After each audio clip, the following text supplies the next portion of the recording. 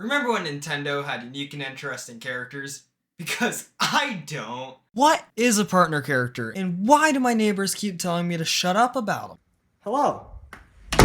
Well, as I've been trying to tell my neighbors, is a character who sticks with the player for the majority of the game after joining them. So by this definition, Midna and Goombella are still partner characters, but Lumpy is not. Partner characters can be part of some form of party or a solo helper. Either way, they serve similar purposes, helping the player to achieve completion. Partner characters are essential for some gaming experiences. Imagine Twilight Princess without Midna. It's like pizza without the sauce. With a gun! It's all too often companions like Fi is just annoying and burdensome. Yes, I fucking know! Alternatively, they can start out as an interesting character, and then before you know it, they end up as Zelda, locked up for the rest of the fucking game. Thanks, Wind Waker! Why do partner characters matter? What makes one good? Was the verdict at my last trial? Reading further, it states they are good vehicles for storytelling, one of the best ways to vary combat. Oh, and a good way to provide overworld variation. Huh. In non-legal speak, they are incredibly useful to the player and from a game design perspective give insane value for not only pushing forward the narrative, but keeping the game interesting because at its core, games like Paper Mario and Thousand Year Door are just RPGs with interesting environments and the latter with some killer combat mechanics. Beyond that, without the allies pushing forward the motivation and focus of the story, it would have so much less weight. A good ally like Midna to Koops to Bow all serve to benefit gameplay. The gameplay benefits make them essential to the game and keep it interesting. For example, Midna allows Link to become a furry, Koops allows Mario to press buttons from across the room, and Bow allows Mario to get milk. They all have unique and interesting benefits that only they can do. Just like how this has only one purpose. Then there's this mouse. Miss Mouse, to be exact. She is a secret partner character in Thousand Year Door. I forgot to get her on my most recent playthrough, but considering she is optional, she doesn't really serve many gameplay purposes, outside of finding things for 100%, though I don't have time for that shit. Okay, maybe a little bit of time, but still not enough to 100% RPG. Do you know how fucking long those things are? For all the flaws that Fi has, she is essential to the plot of Skyward Sword and pushing forward the player, if only because they want to get rid of her. Or take Midna, for example, the best partner character in Legend of Zelda. Not only manages to push forward the game in a meaningful and significant way, but also doesn't majorly interrupt the game. Unlike Fi or Navi or any other partners we have come to expect from Zelda, she manages to retain much of the game's flow. While many players enjoy story, not all do, and giving people the option to ignore the story should be there. And having a partner only speak when the player wants them to is a great way to handle that without breaking the flow of the game. Other characters, like the ones found in the Paper Mario series. Take Bobre, for example. He is necessary to progress, not because of his in-game abilities, but because he can sail. Because, as you know, people in a port city with that ability are really in short supply. Questionable logic aside, the partner characters in games give them their identity. For example, Paper Mario without the interesting companions is just, well, just heresy.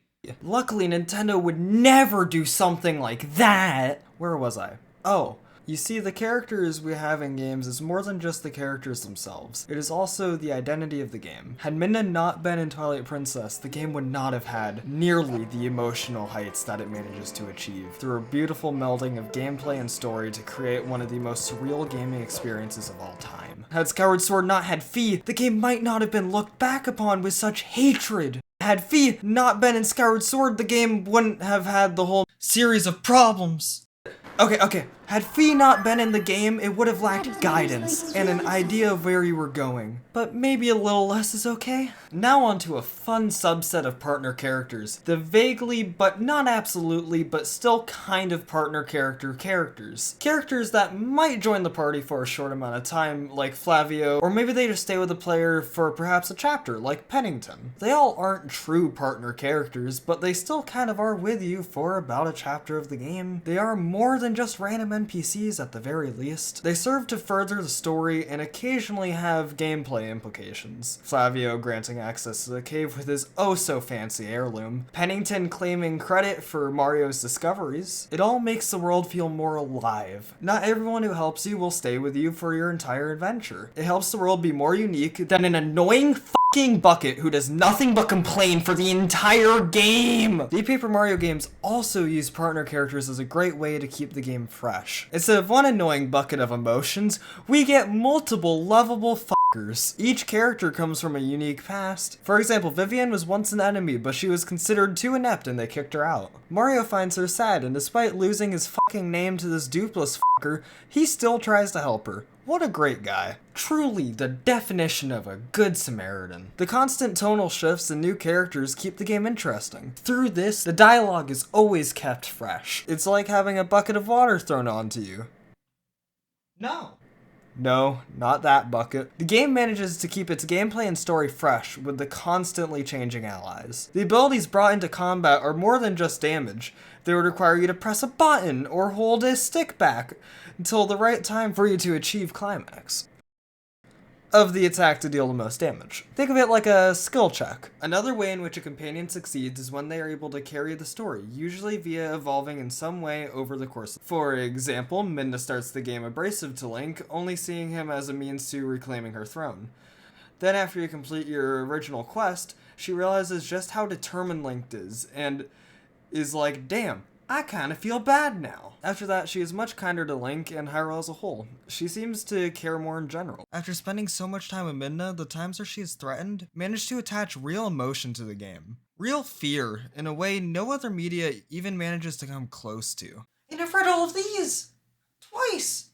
Or more! However, my point is, the intrigue of Twilight Princess comes near solely from Midna. Unlike more failed companions like Fi, who are static, what separates them is the work of Darwin. A good character evolves over the course of a game, a bad one stays the same. One of these is from the start of the game, the other one is from the end of the game. Can't you see the evolution in the text?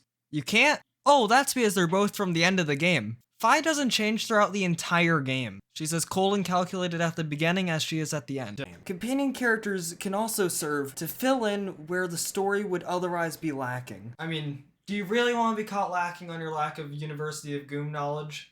I mean, would you? Would you? No, that's what I fucking thought. It manages to not only create characters that are memorable, but also a world that is memorable. Flurry and her desire to return to the stage not only serves to motivate Flurry, but there's more to the world. This world has a stage! These characters work best when they have real motivation to join you. For example, Koops wants to become big and strong for his girlfriend, despite the fact he just saved his father from a dragon who wanted Mario to spell his feet. He still is in high spirits though, and decides to, instead of talking with his dad to inform him of the last 10 years he missed, he instead keeps adventuring with a weird bloke in a red cap. Another example of motivation is Bo, who desires adventures, as she has been living in a manor for most of her life. Life or death? Life. She desires leaving her normal life, and probably so she can get away from that butler, who is way more overprotective than you would expect. The world feels lived in, with each new member added to the party. Characters like Koops have a family and a girlfriend, or Bobre has had a wife who gave a final message to a limp dick barkeep who was unable to muster the courage to give her final letter to Bobre. What a fucking dick. Or Lackluster, who has a girlfriend and is a criminal. Hey, that's a skill. You ever try to have a girlfriend with a Huff-Puff machine? The partner characters of a game can be make or break. While Midna is not the character you directly control, there is a strong argument for her being the main character of Twilight Princess, being the game's damn namesake. Or alternatively, it could be a break moment like Fi in Skyward Sword, where the game is eternally shat on for its over-tutorialization. And I played the Switch port! Just by making Fi shut the fuck up, they cut off 7.5 hours of the fucking game! The partner characters in a game are the first thing you think of when you hear a game like Twilight Princess, Skyward Sword, or Paper Mario. And treating them like they're unimportant or just tutorial sponges leads to Skyward Sword. So really, when you're looking at a game, your choices are Midna or Yoshi. So much of a game's identity is drawn from its characters. I still remember first meeting Goombella and the Piantas just brutalizing this dude in the background, while we are just having a conversation. That not only described Rogueport, but also perfectly set the tone for the rest of the game. Now for side character or companion character. I'm your host, Okay, first up, Twink. Only really shows up in Peach sections, but is a partner character nonetheless. Partner. Tech, pretty similar. However, isn't really treated as a partner. However, that sacrifice Tech made marks it as a partner. Partner. Don Pianta. Hard no. I mean, he gives you quests, is a major part of the game, and an ally to you. But he just isn't a partner. Medley? Maybe? I mean, it really depends. She doesn't stay with you permanently. Taking control of her was a really uncomfortable part of the game for me. So I'm gonna say not a partner. Finally, Lumpy. I mean, could he be anything other than a companion character? Yes!